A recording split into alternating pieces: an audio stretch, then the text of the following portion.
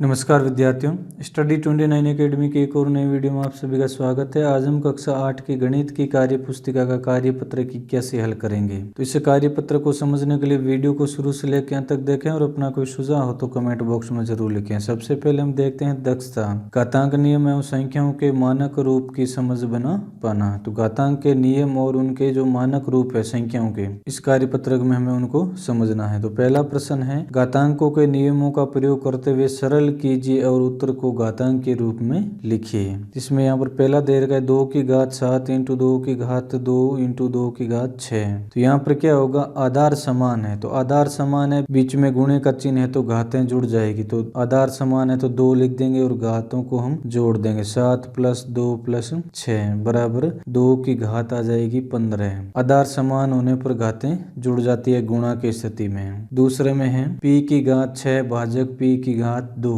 यहाँ पर आधार समान है लेकिन भाग हो रहा है, यहाँ पर तो भाग हो रहा है तो घातें बाकी हो जाएगी, यानी घटा लेंगे इनको। 6 माइनस 2 बराबर p की घात 4, ये इसका हल आ जाएगा। तीसरा है 6 की घात 2 कोष्टक घात 4 भाजक 6 की घात 8। तो सबसे पहले हमें इस कोष्टक को हल करना पड़ेगा। कोष्टक को जब हल करते हैं तो 6 की घात 2 और कोष्टक के बाहर जो घात है 4, इनको 2 और 4 को गुणा करेंगे तो इसको लिखेंगे 6 की घात 2 इंटू 4 भाजक 6 की घात 8 बराबर, अब 6 की घात आ जाएगी 8 और भाजक के बाद भी 6 की घात 8। अब इनको आगे हल करेंगे तो 6 की घात 8 में से 8 घटाए 0, 8 माइनस 8 बराबर 6 की घात 0 बराबर उत्तर आ जाएगा 1। किसी भी संख्या की घात अगर 0 है तो उसका हल 1 आएगा। अब चौथा है y की घात 20 भाजक y की घात 2 इंटू y की घात 5। तो पहले हम इस कोष्टक को हल करेंगे फिर आगे प्रश्न को हल करेंगे। तो y की घात 20 भाजक y की घात 2 है तो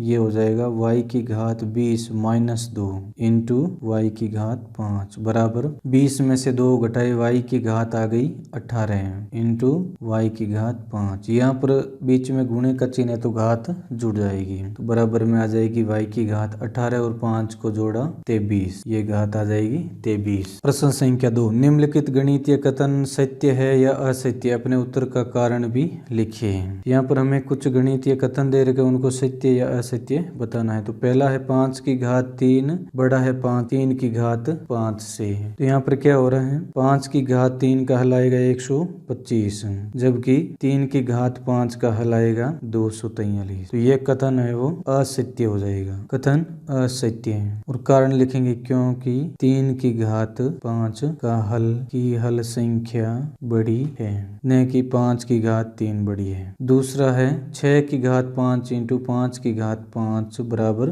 30 की घात 5। यहाँ पर क्या हो रहा है, घात है वो समान है और बीच में गुणे का चिन्ह है तो आधार है वो गुणा हो जाता है, तो ये कथन सत्य हो जाएगा। यहाँ पर लिख देंगे घातांक नियम से इनको सही हल किया गया है। इसमें जो घातांक का जो नियम है वो उपयोग करके इसको सही प्रकार से हल किया गया है। तीसरे में 108 की घात 0 छोटी है 1080 की घात 0 से। तो ये कथन असत्य हो जाएगा और उसका कारण होगा किसी भी संख्या की घात 0 होने पर उसका हल 1 आता है, यानी इसका हल भी 1 आएगा और इसका हल भी 1 आएगा, दोनों बराबर हो जाएंगे। तो यहाँ पर जो बीच का चिन्ह है ये गलत है, असत्य हो जाएगा। चौथा है 2 की घात 5 इंटू 5 की घात 5 बराबर 10 की घात 10।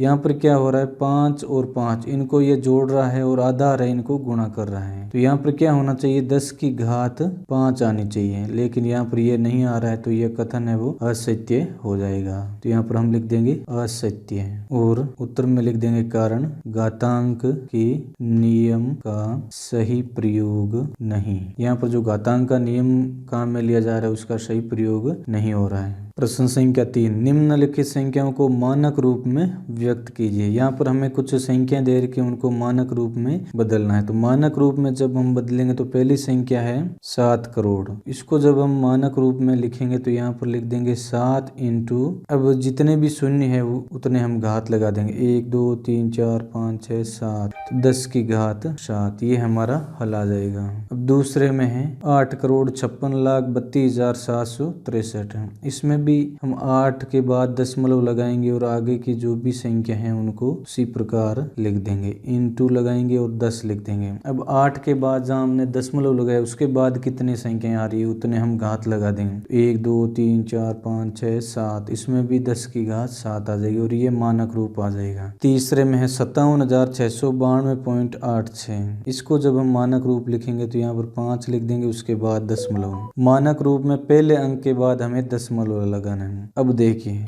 ये दशमलव है, ये 4 अंक बाईं तरफ आ रहा है, तो यहाँ पर हम पहले तो इन संख्याओं को वैसा का वैसा लिख लेंगे, उसके बाद इंटू 10, जितने अंक ये बाईं तरफ खिसका है उतने हम घात लगा देंगे। तो यहाँ पर 4 अंक ये बाईं तरफ खिसक रहा है तो घात 4 आ जाएगी, 10 की घात 4। चौथा है 7000.003, तो 7 दशमलव जितने भी शून्य है वो लिख देंगे 3 4 5 और 3 इंटू 10 की घात। अब शून्य कितने अंक बाईं तरफ खिसक रहा है उतने हम घात लगा देंगे, तो 1 2 और 3 अंक खिसक रहा है तो 10 की घात 3 आ जाएगी और ये इसका मानक रूप आ जाएगा।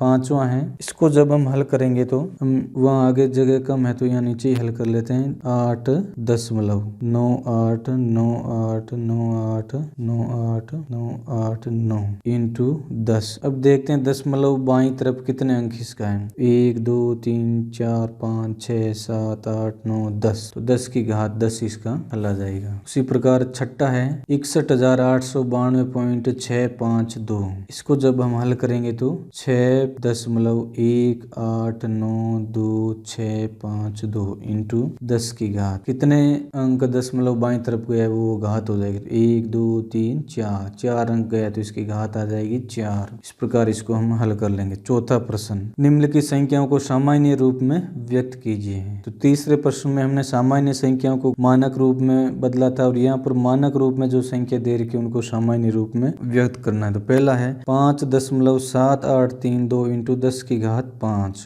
10 की घात 5 यानी जो दशमलव है वो दाईं तरफ जाएगा 5 अंक, तो यहाँ पर लिख देंगे 5 7 8 3 2, तो दशमलव 4 अंक आ गया और ये शून्य आ गया, तो ये हमारा सामान्य रूप हो जाएगा इस संख्या का। दूसरा है 3.607 इंटू 10 की घात 2, तो 10 की घात 2 है तो दशमलव दाईं तरफ 2 अंक खिसक जाएगा, 360 360.7, ये इसका सामान्य रूप हो जाएगा। तीसरा प्रश्न 7.0057 इंटू 10 की घात 5, तो इसको जब हम सामान्य रूप में बदलेंगे तो 00570, ये इसका सामान्य रूप हो जाएगा। चौथा है 9.85 इंटू 10 की घात 2, तो जो दशमलव है वो 2 अंक दाईं तरफ खिसक जाएगा तो ये संख्या हो जाएगी 985, ये इसका हल हो जाएगा।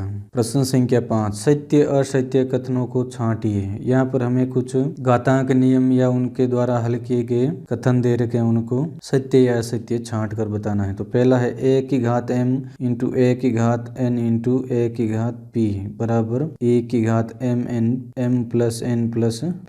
यहाँ पर क्या हो रहा है, आधार समान है और बीच में गुणे का चिन्ह है तो घातें जुड़ जाती है, तो ये कथन सत्य हो जाएगा। दूसरा है a की घात m भाजक a की घात n बराबर a की घात n माइनस m, यहाँ पर गलत हो रहा है, m माइनस n होना चाहिए, पहले जो घातांक रूप है उसमें से ये माइनस होना चाहिए इसका घातांक रूप, तो ये कथन असत्य हो जाएगा। तीसरा है a की घात m कोष्टक n बराबर a की घात m n, ये कथन सत्य हो जाएगा क्योंकि कोष्टक के अंदर और बाहर जो घात है वो आपस में गुणा हो जाएगी, यहाँ पर ये गुणा हो रही है तो ये कथन सत्य हो जाएगा। चौथा है a की घात 0 बराबर 0 है, ये कथन असत्य हो जाएगा, यानी किसी भी संख्या की घात 0 है तो उसका जो मान है वो 1 आएगा नहीं कि 0 आएगा। इस प्रकार इस वीडियो में हमने कार्यपत्रक 81 को हल किया। अगले वीडियो में हम अगला कार्यपत्रक हल करेंगे। वीडियो अगर उपयोगी लगा हो तो इसको लाइक करें और अपने दोस्तों में शेयर करें। चैनल पर पहली बार आए तो चैनल को सब्सक्राइब कर लें और बेल आइकन भी दबा दें ताकि आने वाले वीडियो के नोटिफिकेशन आपको समय पर मिल सकें। वीडियो को पूरा देखने के लिए आपका बहुत बहुत धन्यवाद।